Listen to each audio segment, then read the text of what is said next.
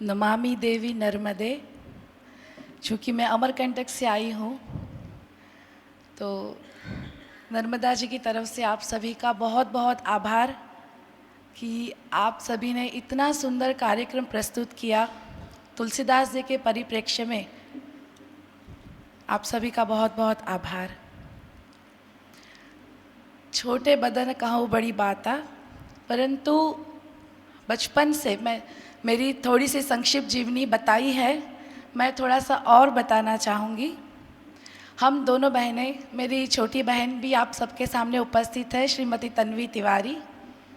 जब मैं 8 वर्ष की थी और मेरी बहन 6 वर्ष की थी, हम मुंबई निवासी है, गुजराती ब्राह्मण।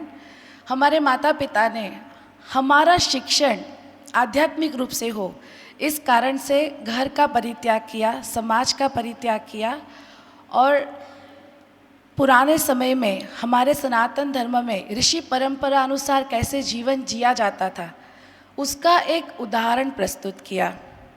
हम गुजरात में नर्मदा जी का सागर संगम जहाँ होता है, वहाँ से हमने माँ नर्मदा की परिक्रमा शुरू की 12 वर्ष की।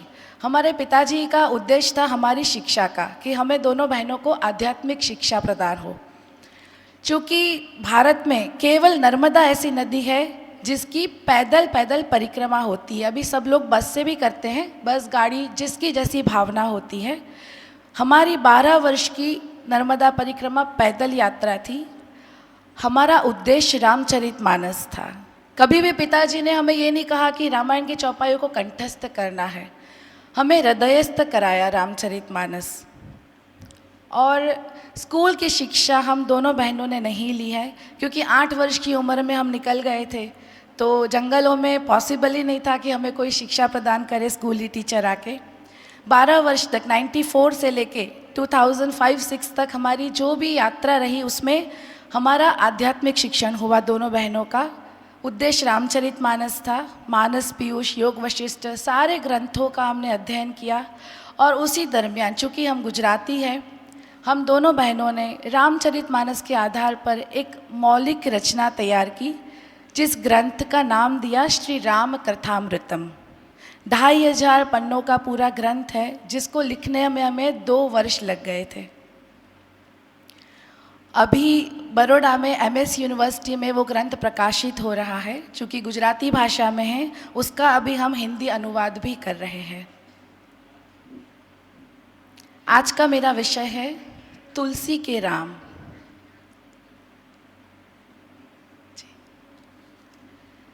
1554 विक्रम संवत कालिंदी के तीर, श्रावण शुक्ल सप्तमी, तुलसी धर्यो शरीर।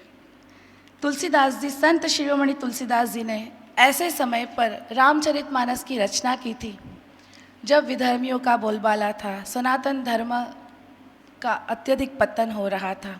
फिर भी ऐसी विपरीत परिस्थिति में तुलसीदास जी ने सांस्कृतिक एवं साहित्यिक रचनाओं को अवधी, मैथिली, भोजपुरी ऐसी लोक भाषाओं में रचकर भाषाओं का महत्व बढ़ाया। सतयुग से लेकर कलयुग तक ऐसे कई कवि एवं संत हो गए जिन्होंने अपनी भक्ति एवं मति अनुसार रामचंद्र जी की महिमा गाई, उनका बखान किया एवं लिखा। गोस्वामी तुलसीदास जी के राम का व्यक्तित्व एक ऐसा आदर्श व्यक्तित्व है जिनके व्यवहार से हमारे समाज के हर एक संबंध को शिक्षा मिलती है। मातृ पितृ प्रेम, भ्राता प्रेम, सेवक प्रेम, सखा प्रेम, प्रजा प्रेम इत्यादि। सगुण भक्ति के उपासक थे तुलसीदास जी। इसीलिए मर्यादा पुरुषोत्तम श्री रामचंद्र जी में उन्होंने अपनी आराध्य देव की छवि प्रस्तुत की। हिंदी साहित्य काल में भक्ति काल स्वर्ण काल माना जाता है। उसी भक्ति काल में तुलसीदास जी ने अपने रामचंद्र को प्रस्थापित किया समाज में। ईश्वर की सगुण भक्ति में सबसे इम्पॉर्टेंट, जिसे बोलते मटीरियल, एक साधन होता है प्रेम। बालकांड में शंकर भगवान भी कहते हैं, हरि व्यापक सर्वत्र समाना, प्रेम ते प्रगट होई मैं जाना। तुलसीदास जी भी कहते हैं, राम ही केवल प्रेम पियारा, जान ले जो जान नियारा। गोस्वामी जी के राम एवं भरत ऐसे भ्रातृ आदर्श है जिनसे आज के युग के हर एक भाई को सीख लेनी चाहिए। जगु जप राम राम जप जेहि। पूरा जगत जिन रामचंद्र जी की प्रार्थना करता है, उनकी पूजा करता है, वे रामचंद्र भरत का जाप करते हैं। जब गंगा किनारा पार कर रहे थे तब जम्बू द्वीपे भरत खंडे, इतना संकल्प सुनते ही रामचंद्र जी व्याकुल हो गए अपने भरत लाला को याद करके। ये प्रेम है जो भ्रातृ प्रेम का आदर्श प्रस्थापित किया है रामचरितमानस में। श्री राम ने कभी धर्म की अवज्ञा नहीं की।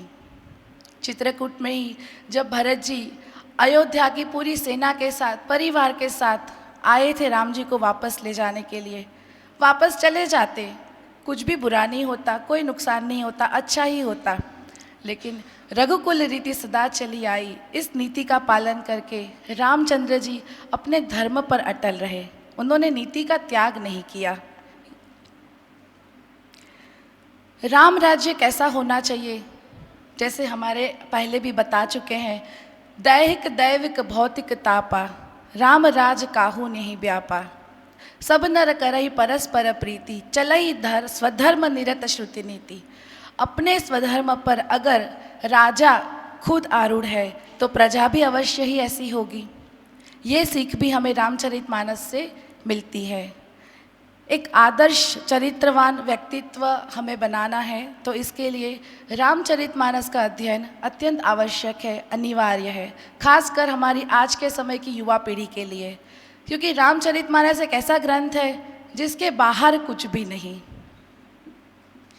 रामचंद्र जी ने अपने व्यवहार से एक उदाहरण प्रस्तुत किया कि छोटे से छोटे जीव का उन्होंने सम्मान किया है, चाहे वह पशु पक्षी हो, चाहे वह सामान्य मनुष्य। तुलसीदास जी ने रामचंद्र जी की तो महिमा गाई है, परंतु उन्होंने तो नाम महाराज की भी उतनी विशेषता बताई है। राम एक तापस तिय तारी, नाम कोटि खल कुमति सुधारी। रामचंद्र जी ने तो एक स्त्री का उद्धार किया, परंतु नाम ने कितने कुबुद्धियों को सुधारा है। इस प्रकार नाम महाराज का भी तुलसीदास जी ने उतना ही बखान कर गाया है रामचरितमानस में। हम अपने सामाजिक जीवन में कितने ही रिश्ते निभाते हैं और हर व्यक्ति को हम कभी उलाहना देते हैं या हमें किसी से शिकायत होती है। रामचंद्र जी ने इसको भी अपने उदाहरण से बताया है। इसी जगह जहाँ चित्रकूट में माताओं के दर्शन किए तो तुलसी बाबा ने लिखा है, प्रथम राम भेटी कैकेयी। यहाँ भी बताया तुलसीदास जी ने कि रामचंद्र जी कितने सरल स्वभाव के थे, सरल स्वभाव छुअत छल नाई। इस प्रकार तुलसीदास जी ने रामचरितमानस में उनके आराध्य देव को मर्यादा पुरुषोत्तम के रूप में प्रस्तुत किया है। जीवन में हर परिस्थितियों का सामना करने का मनोबल रामचरितमानस महाकाव्य बढ़ाता है। हम अपने आप को इतना पूर्ण बनाएं कि दुश्मन भी हमारी प्रशंसा करे। जैसे तुलसीदास जी लिखते हैं, बैरियु राम बड़ाई करई। रावण भी जब राम जी का रूप लेता है तो अपने दुष्ट विचारों को वो अपने तक आने ही नहीं देता। इस प्रकार यही कहना चाहूँगी कि मेरे तुलसी बाबा के राम ऐसे मर्यादा पुरुषोत्तम है। बोलो जय श्री राम। धन्यवाद।